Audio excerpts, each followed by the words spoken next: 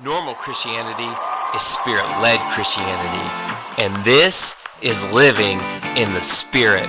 In the episodes of Living in the Spirit, we're going to go on a journey and discover what living free really looks like. Is it possible to live a life by design, full of purpose and impact? Do you desire for more meaning, more peace? We're going to learn how to live an unrestricted, spontaneous life, and we'll discover our true nature and purpose and access the life we're meant to live.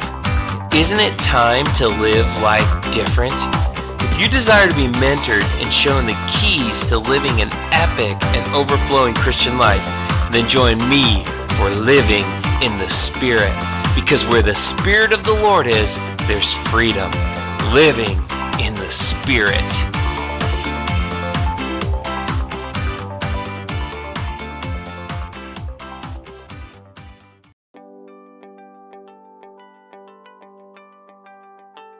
So what does it mean to you to have a relationship with God? Like, that's a term that we throw around, but what does that mean? Right. So look, what I've come to really understand about that is that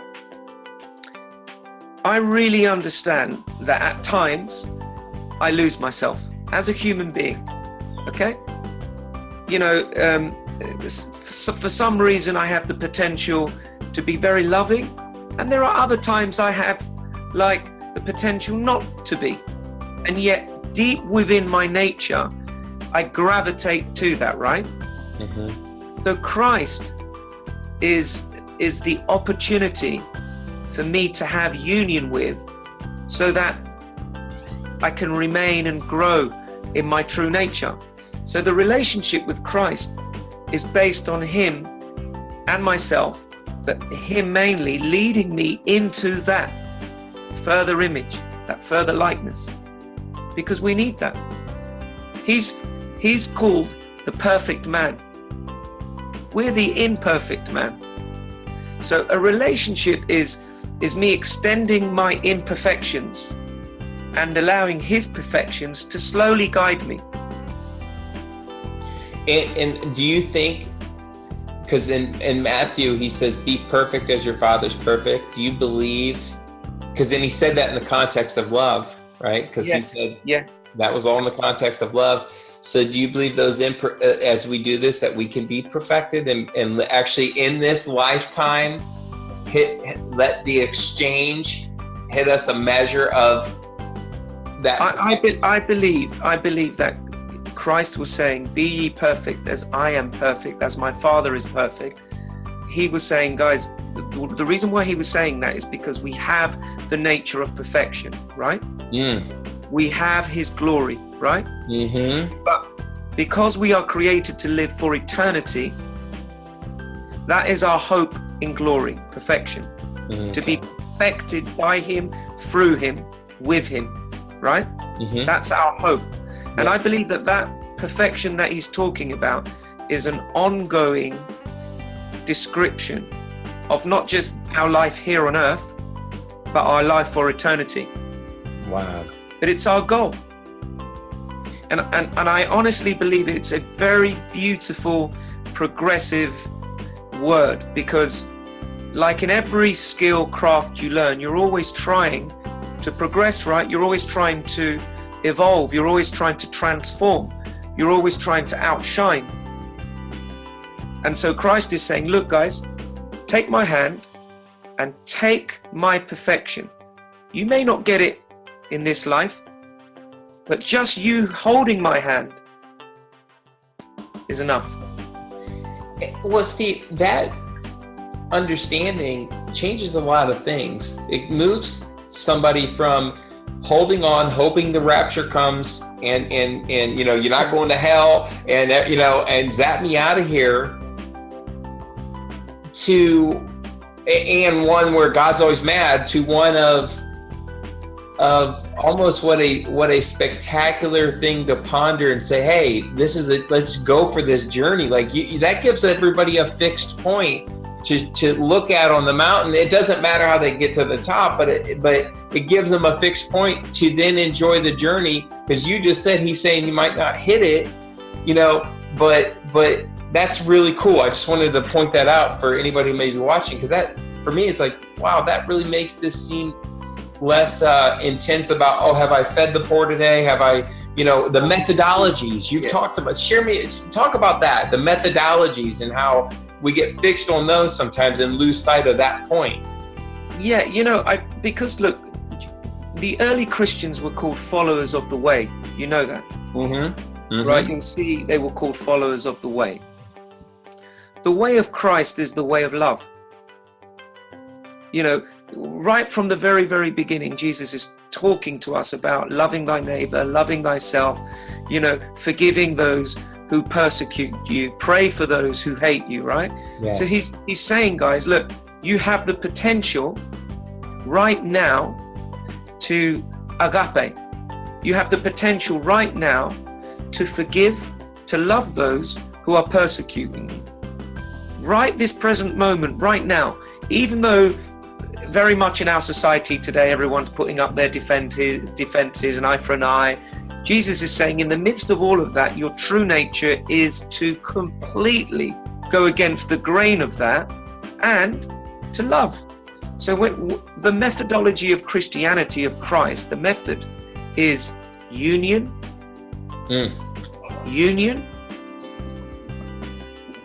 through prayer, through supplication, through confession of our weakness, through honesty and purity, and an expression of unconditional love in our everyday 24-hour cycles. And Jesus was very specific when he said, today, do not worry about tomorrow. Jesus was very specific. His methodology was, guys, take each 24-hour cycle, and live one day at a time.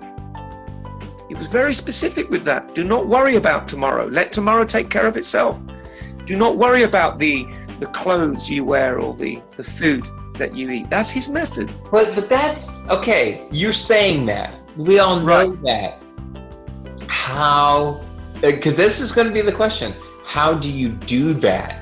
All right, so for example, for me personally, when I rise in the morning, I'm grateful that I'm alive.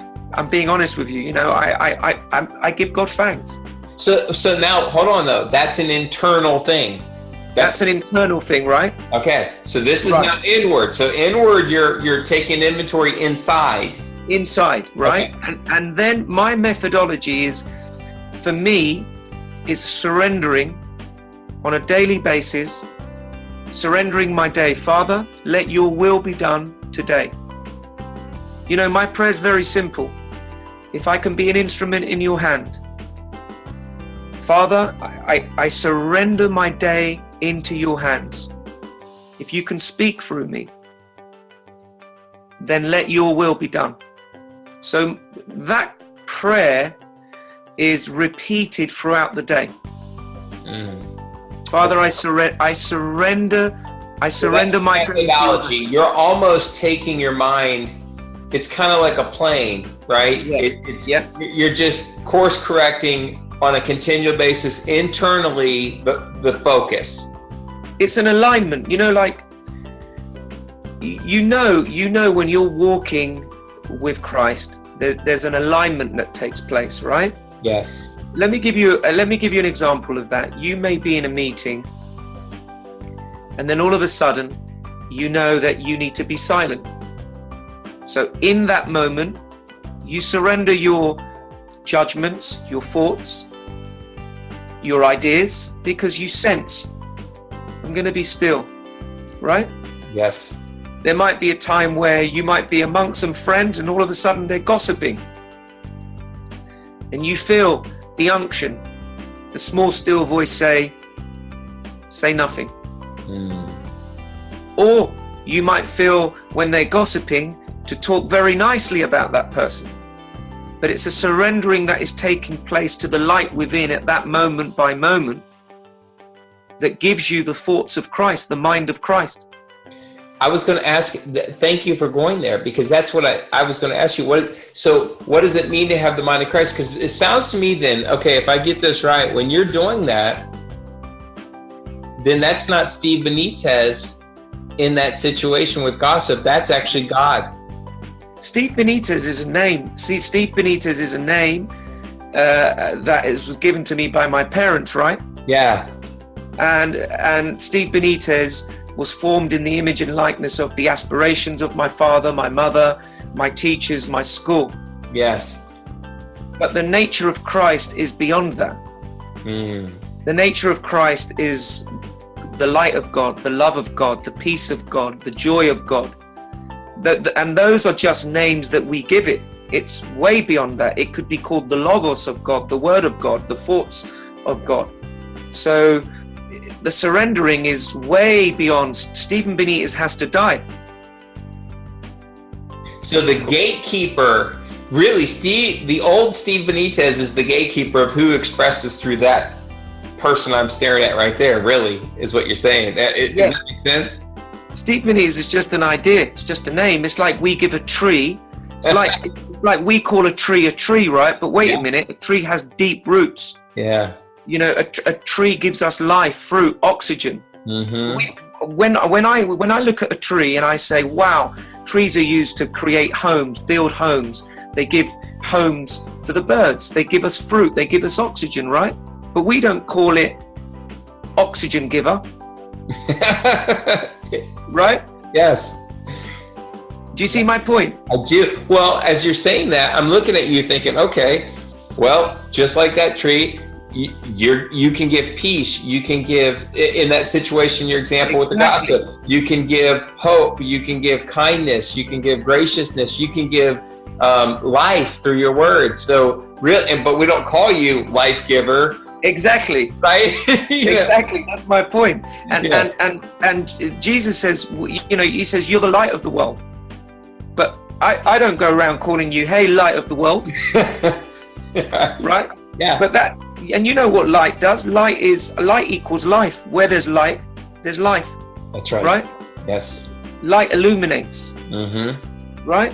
Yeah. So I don't go around saying because Jesus calls you light giver, your name is light giver. You're an illuminator. Yeah.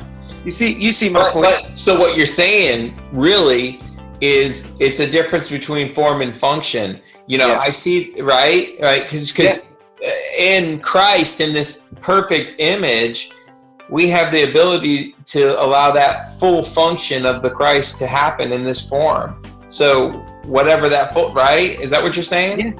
Yeah. What I'm saying is that we were talking about, when I say Stephen Benitez is a name, but it's not the nature of Christ. And sometimes when we're talking about lost, some people live in the ideology of their name. Wow. Right? So for example, like, you know, Michael Jordan, right? Michael Jordan is a basketball player, right? So, and Michael Jordan is a huge media star, blah, blah, blah, blah. A lot of celebrities get lost in their name and not their nature. Yeah. And that's what people find with Christ. When it says in Hebrews, he became as lowly as a servant, lower than the angels. It said he gave all that stuff up. He didn't worry about his great name. He came to serve, right? He came to express the nature of the Father, right? Yeah. He wasn't worried about the titles and the names. He didn't care where he was born. So when we're talking about being lost, Stephen Benitez is not important. It's just a name that my parents have given me. That's all it is. But it's not who I am.